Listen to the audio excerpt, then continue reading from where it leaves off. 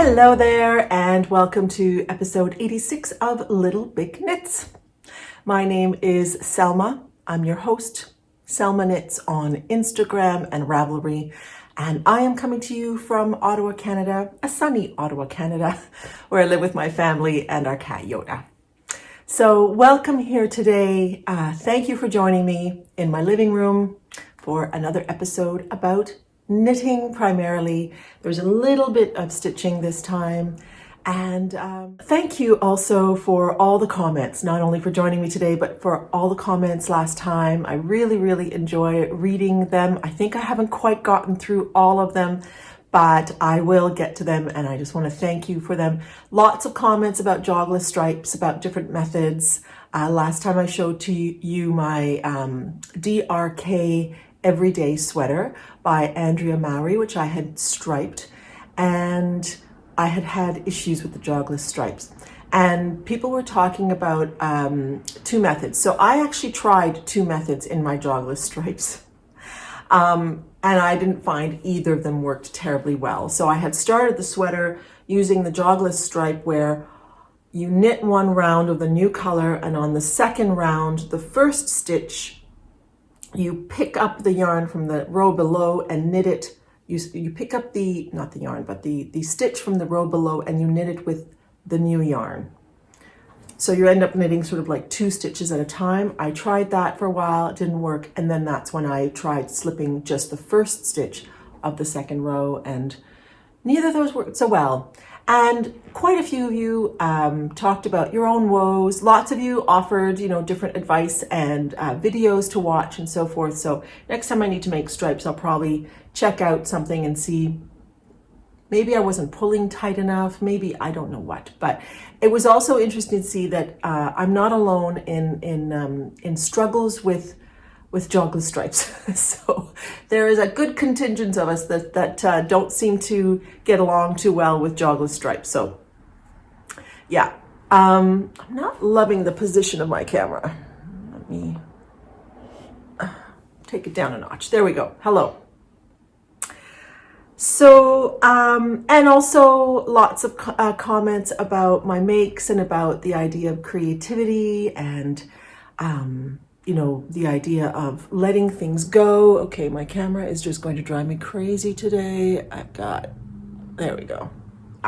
It's going to have to be good enough. Hello. All right, so there we go. As I said, I'm coming to you from Ottawa. It is late September, and the weather is just incredible, actually. We have stunning weather. And the mornings, the nights are cool, but the days are in the early 20s Celsius, and we haven't had rain in a long time. It's been absolutely beautiful. And we couldn't have asked for a more glorious September. So it's gorgeous. All right, let's get on to the knitting. That's what we're all here for. So today I'm wearing an old finished object, the Ranunculus, one of my, how many have I made? I don't know. Somebody has probably kept count. I think 6 for myself. I think my linen one this summer was number 6.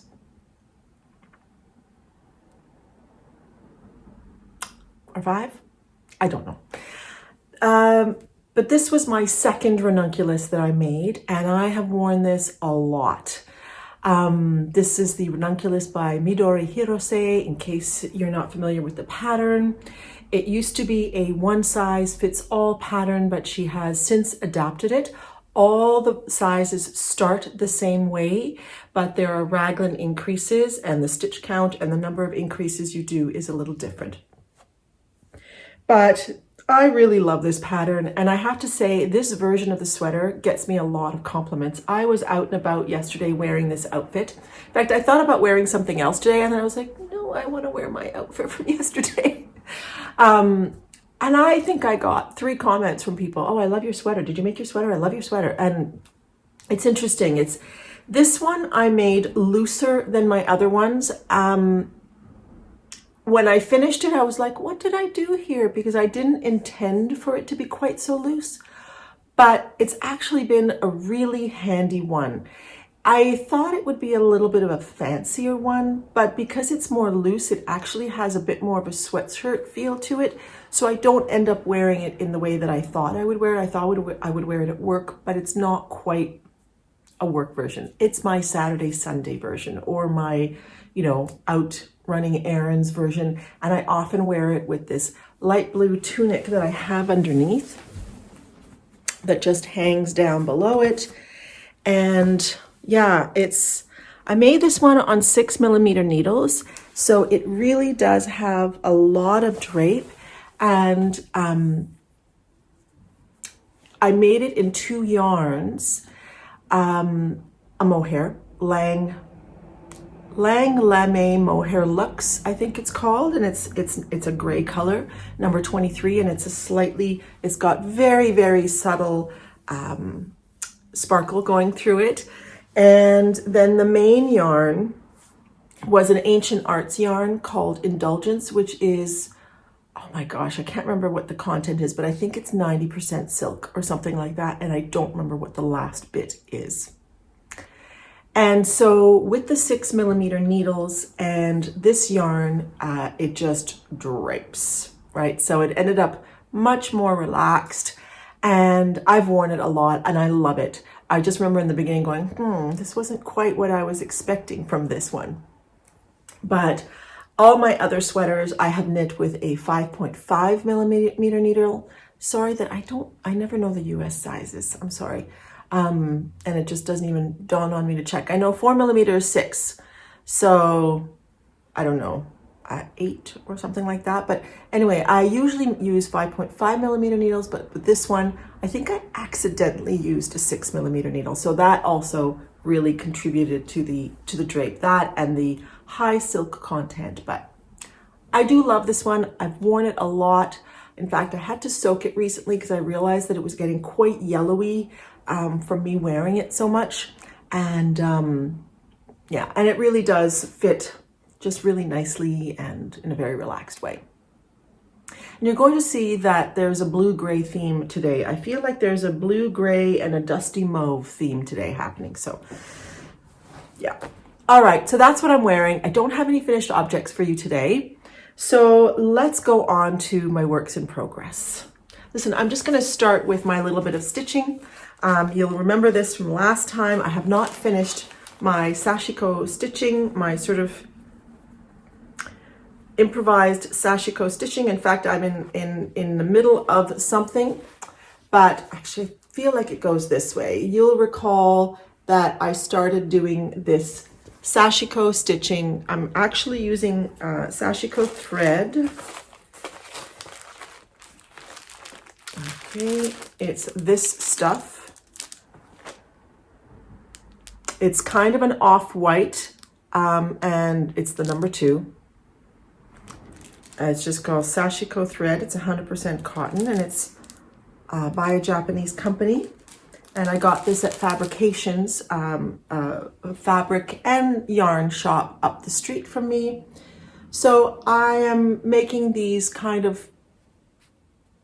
these arches in different sizes. So yeah, this is what I've done so far, and this will become a bag.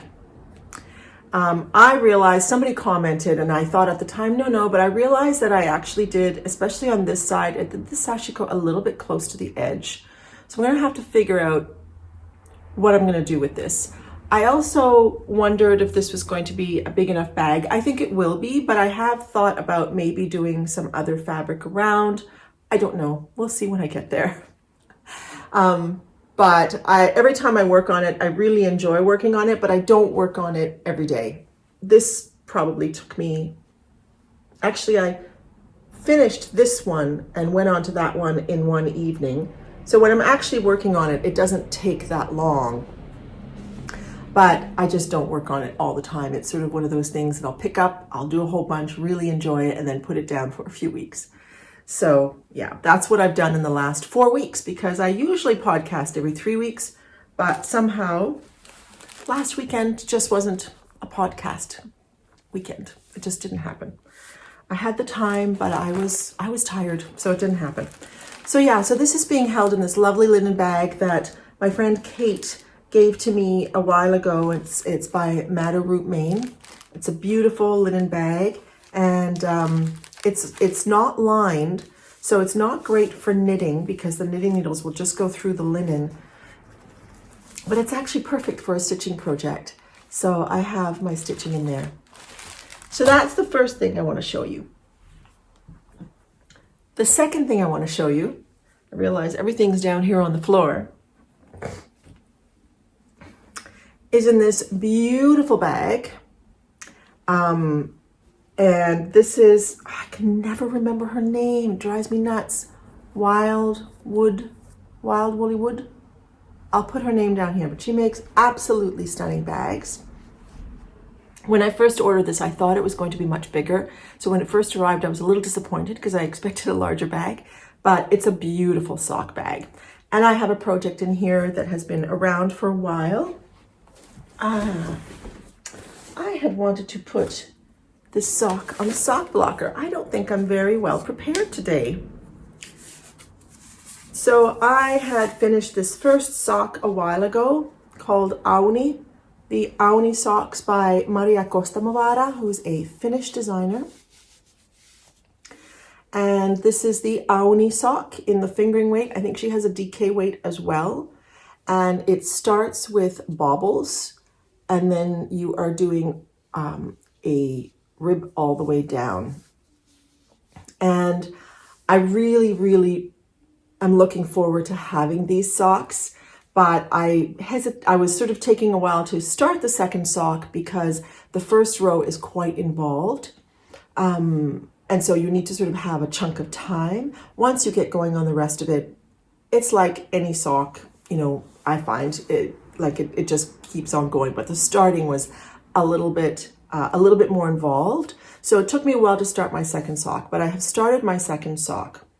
This is also a pattern by a Finnish designer. Maria Costamavara is from Finland. So this fits the LBK Nordic Cal, which is a knit along and crochet along that we're hosting in the Little Big Knits group on Ravelry or on Instagram with the hashtag LBK Nordic Cal. And this is about knitting with patterns or yarn from Nordic countries. So all the Nordic countries, which includes Finland, Norway, Sweden, Denmark, and Iceland, Faroe Islands, the Åland. I think that's it. So yarns such as Lopi, Knitting for Olive, patterns by Finnish designers, all Nordic designers. Sorry, this one just happens to be from Finland. So yeah, so feel free to join. That is going on until the end of March, I believe. Am I right? I think I am. So I started the second sock, and I'm just, what have I done? I'm just finishing the leg, and I'm about to start the heel flap of this second sock. So there you can see the baubles. So yeah, really enjoying this. This is made out of yarn, and I love this color. This is made out of yarn that's unfortunately discontinued. She was a Quebec yarn dyer called Les Arts Textiles du Témiscouata. And this was a beautiful sock yarn that was called Chaussette, and it was a 40% BFL, 40% merino, both non-superwash with some 20% nylon. So I'm very curious to finish these and wear them hopefully soon. The weather is cooling down very slowly, so I certainly don't need wool socks yet, but we have no option. It will be winter soon. It will be cooler, so I will definitely enjoy wearing my wool socks. So I have been actively working on these and hoping to finish these soon. The next thing I've worked on actually so minimally that I don't even know why I'm bringing this out, but this one is held in one of the bags that I made. I have not finished any of the other bags that I showed you last time. They're all sitting there. I've cut out all the fabric, and hopefully this weekend or during the week I'll finish them. But I'm making this shawl called the Kimba. What is this? Yes, the Kimba Shawl by Amba O'Brien. Does this have any pictures? I will show this to you without showing you the charts. It's a very simple shawl that has kind of a chevron edging to it. It starts with short rows, which is really interesting. And I finished the short rows. I actually did the short rows at a different rate than suggested in the pattern because I was concerned about running out of the first color, which would be very weird to run out of during the short rows. But that has not happened since I decided to do it at a different rate. I think it probably would have been fine if I had not changed the rate, but I think I would have been running close because I intend to stripe this to fade into this color. And then I wound up this huge cake of woolly knit in the navy color. I'm not 100% sure what the color is called, and I'm going to be striping into that. So it's going to be a fade shawl that I'm hoping to finish before my husband goes to Uruguay at the end of November as a gift for a family member down there. So I've worked on that a little bit. I didn't get a whole lot done, but I at least finished the short rows, and now I'm ready to do some increases, and then I'll start striping with this and fade into this next color. This is also part of the LBK Nordic Cal because this is Finnish yarn. Was it Lohittaren Luola? That was gifted to me, yes. Lohittaren Luola is called. And this is a 50% merino and 50% silk base, so it's just lovely. And in these two beautiful colors. So yeah, I'm really enjoying this a lot. It's really lovely, and all my projects are a little. My other two projects that I've been focusing a lot on are a little more complex. So it's nice to have a couple of simple things going on at the same time. So this hopefully it will get finished before the end of November. For sure. I'm planning on taking this on the trips that I have upcoming. Although, I'm kind of wondering, am I going to walk around with this gigantic cake? I'll have to see. I might have to wind it into a smaller cake to be able to, have something a little bit more manageable because it just does seem like a crazy thing to carry around. But we'll see. We'll see what we do. So that's whip number 2. My next 2 whips are the ones that I've been spending most of my time on. This one is in this bag by Lolubise, who is a French-Canadian bag maker. I bought this online, but she was also at Knit City Montreal, I believe, and at Twist Fiber Festival as well. And she just makes beautiful bags that have velvet and just really gorgeous, gorgeous prints on them. And in here is a test knit. I spoke to you about this test knit last time, but I couldn't show it to you and I couldn't tell you anything about it. But the pattern has since been released. I have not finished mine yet, and they were fine with us not finishing the projects, but they wanted feedback on the pattern and so forth. But it is a test knit for Eweknit Toronto. The designer and the owner of that shop, Claudia Quintanilla, she makes beautiful designs, just stunning, beautiful designs, often very feminine. And she asked Eweknit Toronto asked if I would join the test knit, and I was like, sure. And they offered yarn support. And I chose this yarn, Lamina Como, in this color, number 49, nothing terribly exciting. And it is, I have to say, working with this yarn has been an absolute delight. It is a 100% superfine merino. Lamina, I believe, is a German company, but the yarn is milled in Italy. And It is essentially a woolen spun yarn. And you can kind of see, I hope, can you? Will it focus on that? That it is a plied yarn, but there's a loftiness to it. And the company does describe it as being an incredibly light yarn. This is a 25-gram ball of yarn, 120 meters, about 140 yards, or 130 yards, and it is light as air. So my sweater, which is a long sleeve sweater, is probably going to weigh a little bit over 200 grams. Very, very light. And I'm on the sleeves of this sweater. The pattern has been released, as I said. It's called the Violeta sweater. And I would not say that this is a beginner-friendly sweater. The beginning was quite complex. And it does have these amazing stitch patterns on it, but it's just beautiful and incredibly feminine and lovely.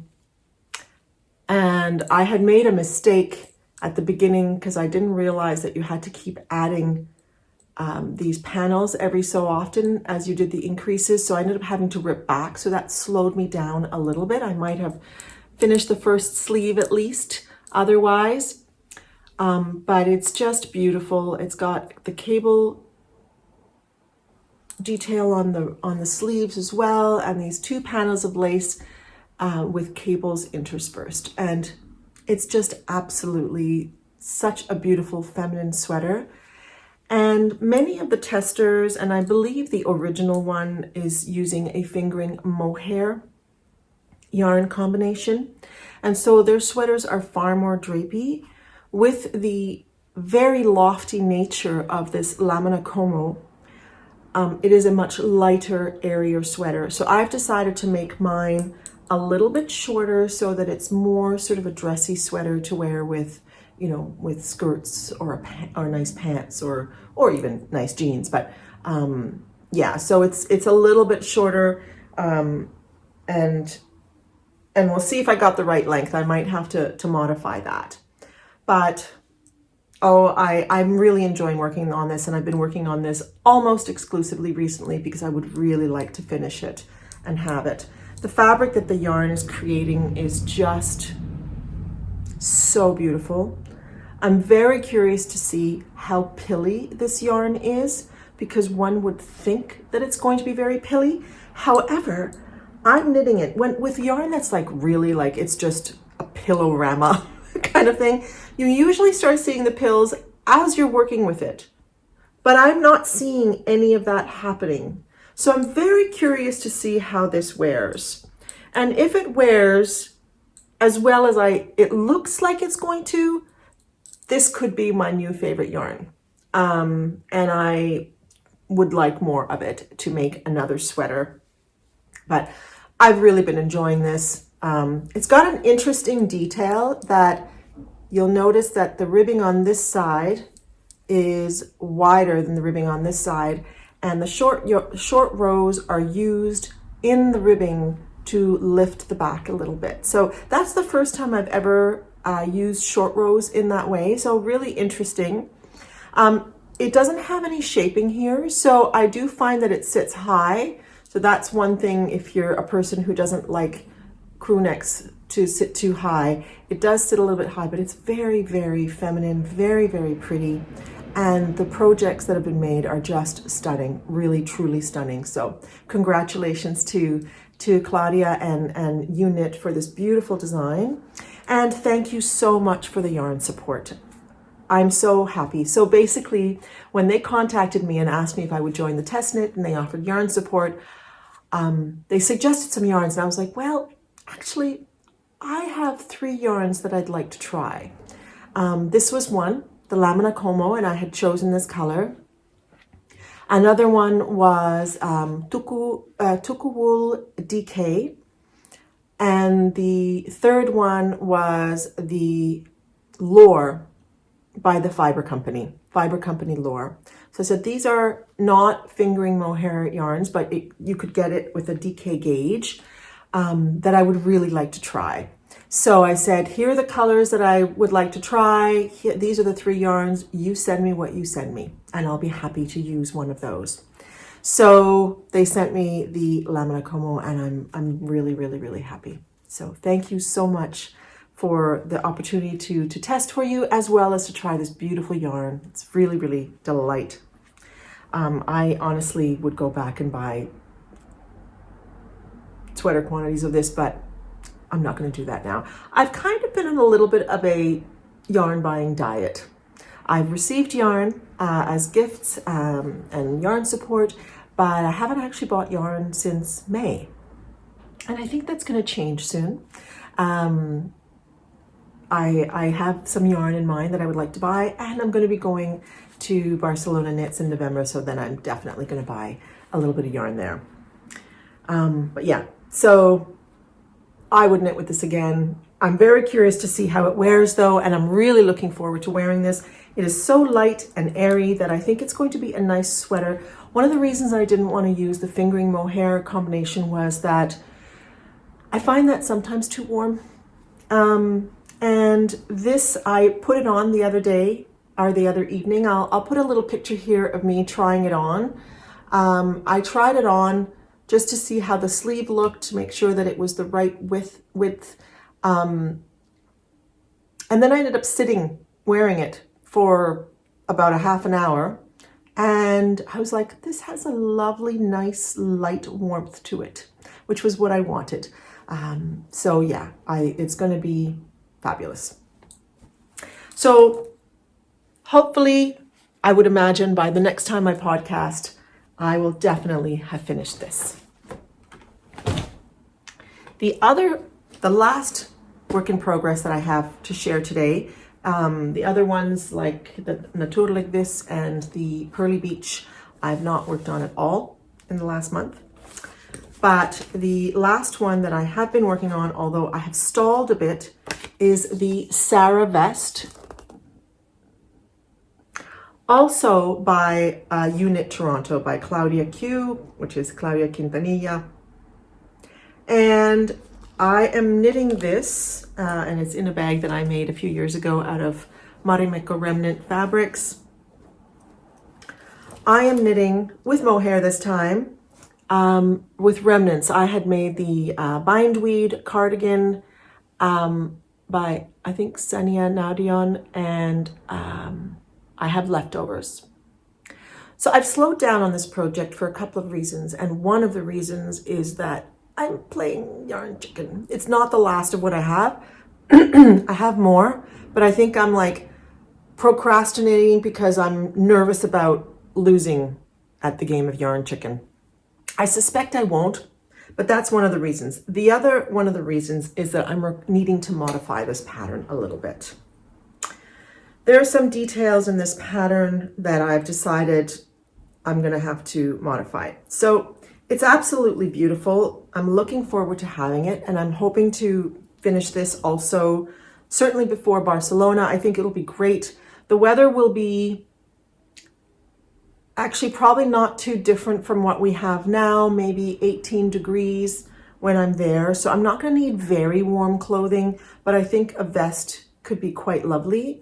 And it's just got such a pretty pattern on it. And I've started going up the back. But I've needed to modify because for my size, and I knew this from the beginning, but I didn't anticipate the challenges in working it, was that if I had done what the pattern suggested, my lace details would not have fallen symmetrical, and that would have driven me crazy. So, especially for a piece of clothing. So I had to modify and switch things around to get it to be symmetrical. And then I also decided from looking at the patterns on Ravelry, as well as at the people's versions of this, as well as by comparing this to my Stockholm Slipover by Petite Knit, by looking at the width of the back, I knew that if I followed the stitch count in the pattern, that this was going to be wider than I would like. So I only realized that when I got to about this part, and I had to rip back and start the back again. And I've now done the decreases so that it is the same width as my Stockholm slip over. When you're making vests, what I find often is that, in the original vest, you'll see that it goes in here, which makes a nice silhouette and it fits shirts nicely and so forth. But sometimes people's versions end up so that the vest comes out here. And that's not what I was looking for in this vest. Sometimes it's nice to have a vest that falls over the shoulders, but I was looking for something that's a little bit more fitted. So I think it's important to imagine like where your bra strap is, and mine just seems to be falling over right now. But sort of like that is kind of a good place to stop and like to account for a little bit of ribbing so that it leaves space for the shoulder to show, and that'll give a nice silhouette if you're looking for a more fitted vest. So that's been modified. And the next thing is that this pattern uses a very traditional system for the shaping of the shoulders, where you are binding off in steps. And I thought, wow, I haven't done that in at least a decade. And I think I'm going to modify it, but I've had to like sort of mull that over because I'm going to modify it using short rows instead. So I think that with the yarn chicken and the requiring of the modification as I get close to the end of the top of the back, I've been sort of procrastinating working on this. But I really want to finish this. So I think I'm going to be taking this to New Mexico with me. So I feel like I haven't done quite as much knitting as I normally would, to be honest, in the last 4 weeks since I last saw you. And part of that is I've just been busy and had a lot of stuff going on, but also I have been preparing a workshop because I'm going to New Mexico on the 11th of October, which is in the next couple of weeks. And on the 16th, I believe, my friend Lauren and I, and another woman named Laura as well, we are hosting a hiking and knitting retreat at Ghost Ranch in Abiquiu, New Mexico. And I am giving the workshop, and I'm giving the workshop on sweater modification. So I've been preparing that. Sorry, I think I need to have a sip of my tea. I just realized I've been talking for a half an hour without sipping any of my tea. So this is a mug that Amelia gave me, 4 years ago or so. It's by Rising Sun Earthworks, I believe, every year. I can't quite remember. She's out of the East Coast of the States, and I bring it out in the fall. So here we are. It's fall season. So I'm just having some of the Ahmed tea, cardamom tea, that is one of my favorite teas. And I haven't actually had a lot of black tea in the mornings in the recent times. I'm usually drinking oolong or something else. But this morning I really wanted some cardamom black tea with a bit of cream in it. So I've been preparing the workshop, which, it does take a lot of energy and time to really think through the structure of a workshop. It's going to be 6 hours, possibly a tiny bit more, I'm realizing, but we'll see. It's hard to know often also how long exactly something will take. And as you start working through the different elements of modifications that you can make, there's a lot to say. So that's been taking up a lot of my time, and sometimes in the evenings I work on it for half an hour or an hour, and so that is time that I would normally spend knitting, to be honest. So I've been knitting a little bit less. So that's all the knitting content for you today. But I was gifted some absolutely stunning yarn, and I want to share this yarn with you, and I still have not chosen a project for it, but I wanted to share with you some of the patterns that I have been contemplating to make with this yarn. You may recall that Smita of Your Next Knit, here is her card. She had given me some beautiful BC Garn Lino in the summer, and I made a linen version of the Ranunculus. And she contacted me and said, you know, would you like to have some more yarn? Now, interestingly, I had mentioned to her, because I've been actually looking for this yarn. My friend Antoine has been using this yarn, and when I visited Paul and Antoine in Montreal, I would see his work in progress, and I was like, that yarn is just so beautiful. And it is this Eweknit British Blue wool, which is a 100% blue face Leicester, pure British blue face Leicester, in this color, which is I think number 603, and it's called Kanoko. So he was making his sweater out of this, and I was just like, I just love this color. Like, as I said, there's a bit of a theme. There's like this dusty mauve theme today with this and the Sara Vest, and then with the Ranunculus and this yarn, there's this. So I could see that Your Next Knit had this yarn. She had this yarn in her web shop, but she didn't have this colorway.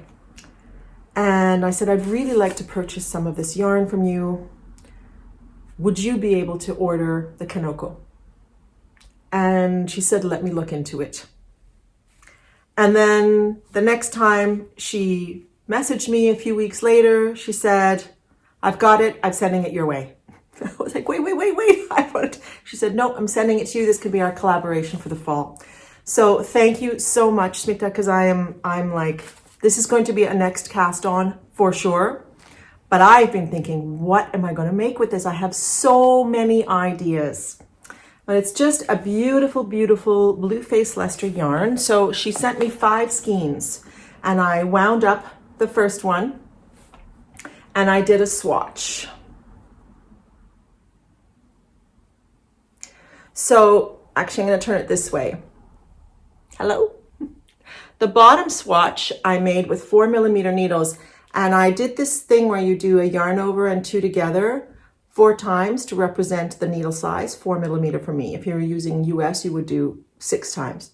And I did a swatch here, then I did a row of purl bumps with 4mm, row of purl bumps, and then I did 4.5mm to see which fabric I liked more. The 4mm is definitely a little looser, but I think, the 4.5, but I think that the 4mm, depending on what I make, will work really well. So I love the texture, and as with BFL, it just creates a very nice, crisp, woolly texture. It's just beautiful. And the definition is very nice. So I wanted to share some of my thoughts with you. I actually created a tag in my favorites with the colorway Kanoko. And what I'll do is down below, I will share that tag so that you can click on it and you can see the 27 patterns that I put with that tag thinking about this yarn. There were lots of beautiful patterns that I could make with this yarn. And I'm really torn about whether I want a sweater in this color or a cardigan. Do I want a sweater? Do I want a cardigan? I'm torn between a sweater or a V-neck cardigan, probably. So here are a few of the patterns that I have thought to make with this yarn. So the first one is the anchor sweater, my size, which is actually, I think, about a 19 stitch gauge. So I got a 21 stitches with the 4mm needles and a 20 with the 4.5, but I could easily modify, not a big problem. So the anchor sweater is actually one, I've made this sweater in a summer version, in kind of a sort of like more of a navy, not quite so dark as a navy, but a mid blue.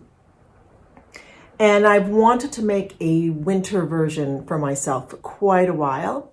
So this is definitely a possibility to have a blue, light blue gray anchor sweater. It's just such a nice fitting sweater, and I showed many of these patterns to a non-knitting friend of mine, and that's the one she thought I should make. So she really liked that one a lot. The other option that I've been thinking about is the Ilha, or I think it may be pronounced Ilha, because somebody mentioned, and thank you for that comment, that it's actually a Portuguese word meaning island. So it's probably Ilha. And this is a pattern by Orlan Suk. And I bought the pattern. I think I showed it to you last time because I bought it recently. So I've been wondering, would it be nice in this? And for some reason, I think I prefer the anchors in this than the Ilha. But I'm still torn. It's such a beautiful pattern. And it also, I think it has a 20 stitch gauge. So perfect for this. The next pattern that I have been thinking about is the Poetria by Sari Nordland, which has such a beautiful lace stitch pattern on the front of this. I think it is on the back as well. She originally made the Poetry sweater, which was a fingering weight, but this one is a DK weight sweater. And I have thought about that too, although it's not as much of a contender as the Anchor and the Ilha sweater are. I do want to make it, and I think it would look beautiful in this.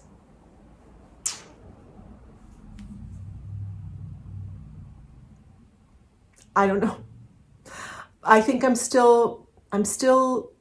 also thinking that after working on the Violeta test knit, that it would be nice to have a simple sweater because that was quite involved. I really enjoyed the stitch pattern and I got totally into it, but it would be nice to have something really simple. And I feel like the Poetria would be, like it would take me a while to get into the stitch pattern. So I think that's less of a contender. The next one as well, The Widow's Kiss by Norgon. Or is it Thea Coleman? Oh dear. I'm going to put it down here. Suddenly my mind just went blank.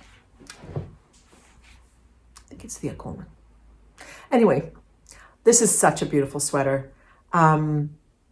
Absolutely gorgeous. And I think that the cables would be gorgeous with this yarn.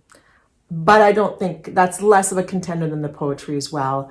But it is truly a beautiful sweater. I've been admiring that sweater since it first came out, and I almost bought yarn to make it at the last time I was in Rhinebeck, which I think was 2019. If I go back to Rhinebeck, I'll be going straight to I think it was the Sock Hill stand to buy yarn. I did not buy yarn, and I still am thinking about that yarn. So I should have gotten it. And then the last one that I'm just going to show you here is the Sarkle by Kate Davies. This is a pattern from her Sark book. That book is so full of gorgeous patterns. I've actually got it here.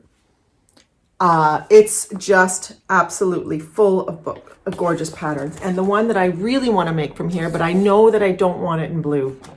I want to make this in cream, is this pattern here, which is called the Snooki.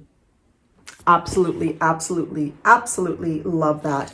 But the Sarkle sweater is from here as well. And this book just is, I think it might be her most beautiful book in my view. It's just, there's not a pattern in here that I don't want to make.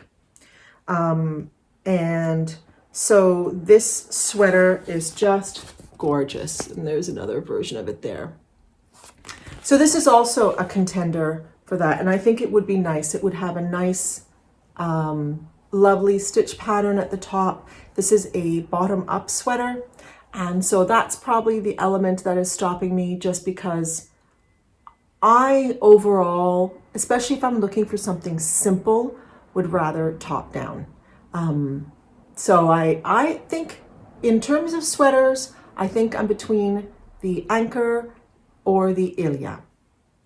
Then there were a few cardigans that I have been contemplating, and one of them is also from here actually. And it is the Hirna cardigan, which is this one here. I'll just show you the, oops, sorry, just showing you the chart, and that is a no-no. Here we go. It's an absolutely beautiful sweater, but I think I would prefer a V-neck. I think I'd prefer a V-neck. But again, just really, really beautiful. And her patterns are wonderful. I've made a cardigan by her before. But this is actually steeked. It's more complex than one would think. And so I'm sort of feeling like that's for another time. But definitely something that I've been thinking about. Another pattern that I've been thinking about by the Westrand sisters is the Ruta cardigan. I actually was going to make that cardigan when I ended up making a Kate Davies cardigan instead, because the yarn I had was an alpaca yarn and it didn't have the stitch definition required for the Ruta. The Ruta has this really nice pattern on it. I actually was at Edinburgh Yarn Festival in 2017 when I saw somebody walk by wearing that cardigan, and I was like, wow, that looks fabulous. And so although I think it would be lovely in this, I actually have a Tuka wool sock yarn that is kind of a sport weight yarn, sport light DK, in a, I don't remember the name of the Suli, was it Suli colorway? It's kind of like a deep magenta, purple kind of color. And I'm going to be making the Ruta out of that. So I don't think I will, but I did contemplate it. I was like, would I like the Ruta in a light blue? And I was like, no, I don't think so. I want it in like a bit more of an intense color. The SOSS, SUS by Venke Rold,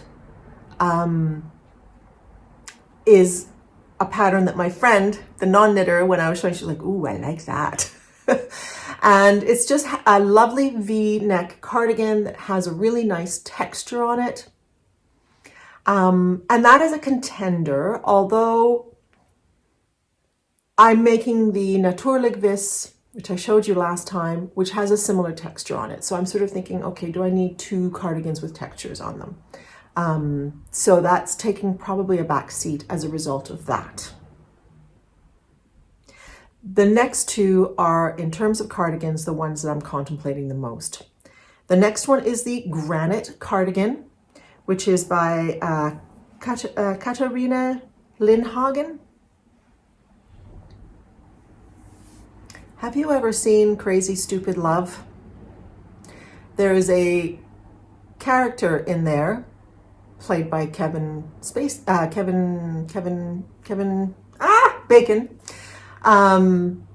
Whose name is David Lindhagen. So I have to say that name just makes me think of Crazy Stupid Love.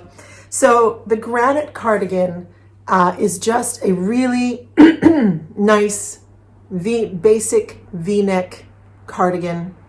I've looked at the patterns. There are lots of beautiful V-neck cardigans out there. In fact, I have the April cardigan by Petite Knit, which is also another option, although, did I even add it to my favorites?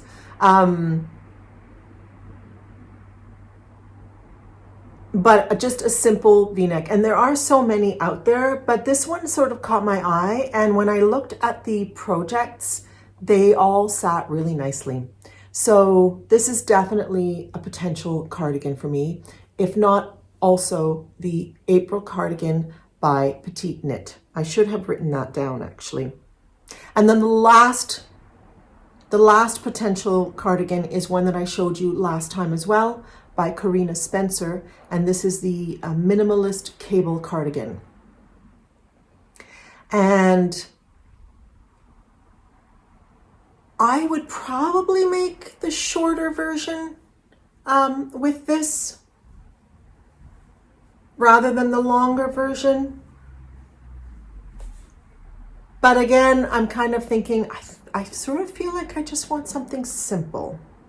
But the minimalist cardigan is also calling me. Not to mention that one of her samples is knit in a light blue, kind of a little bit more of a robin's egg blue than this.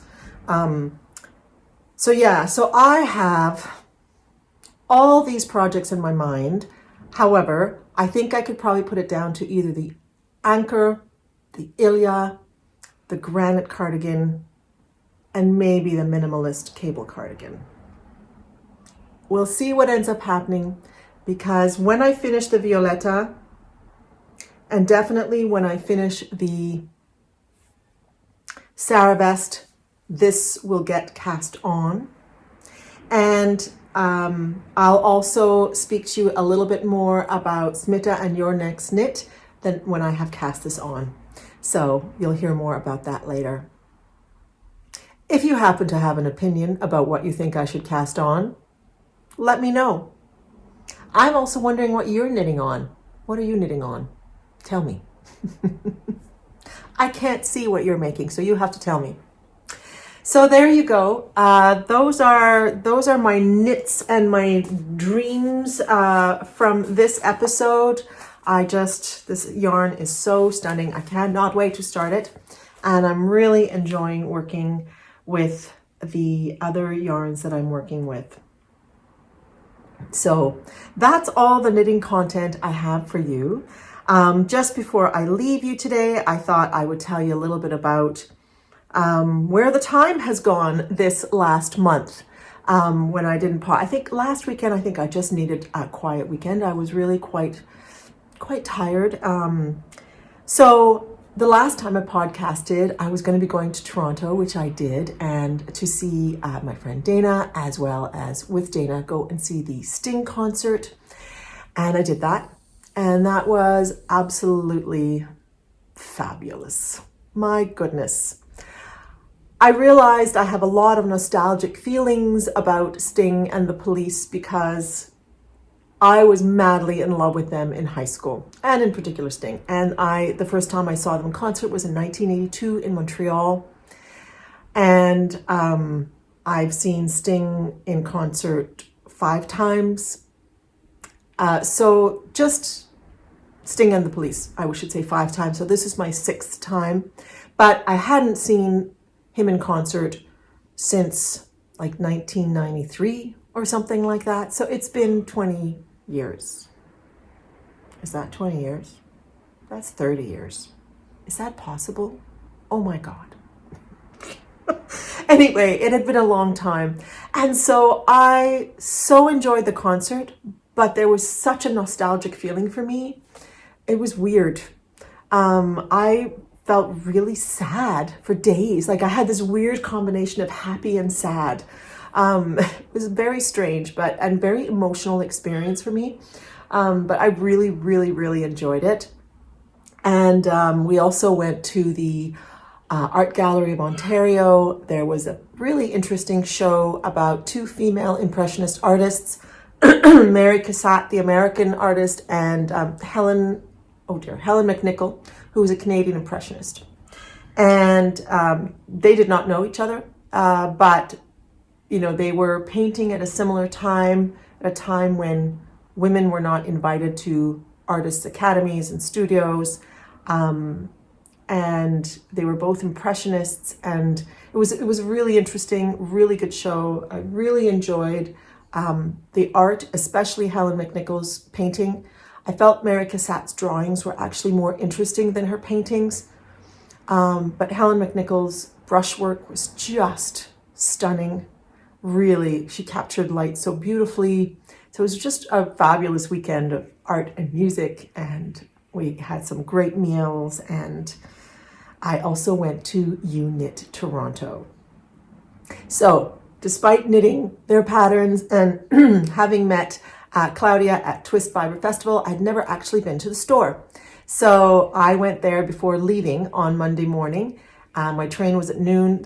My train was at 12:15. The store opened at 11. So I was there at 11, and at about 11:40 I left. I didn't buy any yarn. I bought a couple of fabric remnants that I'll be using in my bags, but it was just an absolute delight to see the shop. It's a beautiful shop.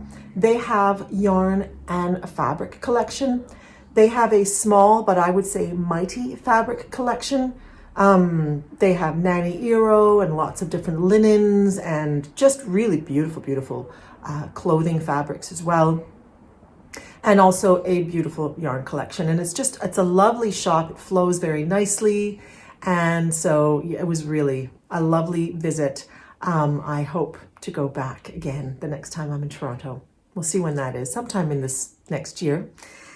And and then the following weekend, I came back to Ottawa, and then the following weekend, I went to my friend's cottage. You've seen footage from that cottage before on Blue Sea Lake, and we had glorious weather. The water was still beautiful, so we swam multiple times a day, and it was just quiet. The lake was quiet. It was the second weekend of September, so there were very few people around. And one morning we had this crazy fog set in. I've never seen a fog like that on the lake, and I was swimming in the fog. And that was quite a magical experience, I must say. Slightly freaky. And I don't do long swims, but I definitely like to swim. And I was just surrounded by white. And then I was swimming along, and I saw this black figure in the fog. And I was like, it was almost a bit like a mirage. It was very strange. And I was like, oh, there's a kayak coming. Oh, okay. And then I looked again, and I was like, what is that? And I wear glasses for distance, to be honest. So, at the same time, I'm like, what is that? And I realized it was a loon, but somehow the loon looked gigantic in the fog. And it was just this weird illusion. It was very bizarre. And then I started swimming towards the loon. And as I got closer to the loon almost got smaller. It was strange. And he started swimming away from me. And then I got out, and then I had my breakfast. And the fog did not lift. And I put a reel on Instagram of that experience. It was really a very, very beautiful, beautiful experience. So yeah, and then I also did some Latin dancing this month. I took a 4-week, once a week evening of dance, and that was really fun. We did some, did we do salsa? And we did some cumbia, which I had never danced before, so that was really fun. And I'm working on the workshop, and family life and doing different things. So it's been a busy month. And as I said, very soon I will be going to New Mexico to Ghost Ranch for this retreat. I am very excited, which is tempered a little bit by my nervousness, but that's normal. I think I haven't given a workshop before, and I haven't taught in a long time, because I did used to teach English as a second language. I did that for 8 years. I'm really excited, and Ghost Ranch is actually a place that I've wanted to go to for a long time. So I'm excited about this. So you'll see me after that. 2 weeks after I come back, I will be heading to Spain. And I'm also very excited about that. I finally booked my plane ticket. I booked all my places to stay. And it turns out that a couple of friends are coming as well. So I have one friend, my friend Paul, who's going to be joining me in Madrid. And this is really great because Paul and I were there together many, many moons ago. And we were there in second year university as part of a study abroad. And then when I lived in Spain, he came to visit. So I had said to him, why don't you come to Spain with me? And he's coming as well. And then my other friend Liz, whose cottage I was at, she will be coming to Barcelona with me. I had booked everything for Barcelona, and then I said, Liz, I keep feeling like you should be there with me. And then she said, okay. So in the end, I thought I was going to be traveling alone, and I'm traveling with 2 dear friends at different times. And so it's just going to be great. And but I will be most likely coming back and sharing my knits with you between those 2 trips. So until then, I'm going to leave you with some footage from the last month, from the cottage, from Toronto. You might even see a little snippet of Sting if you stick around. So take care, my friends. I hope this podcast has found you well. It's been a pleasure to spend some time with you. Take care.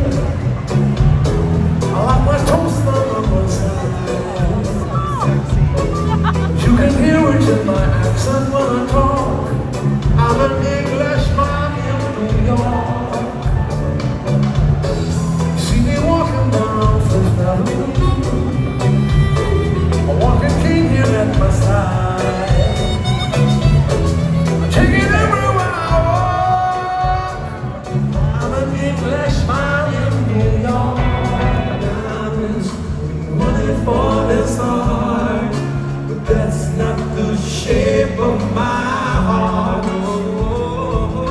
Oh, that's not the shape of my heart.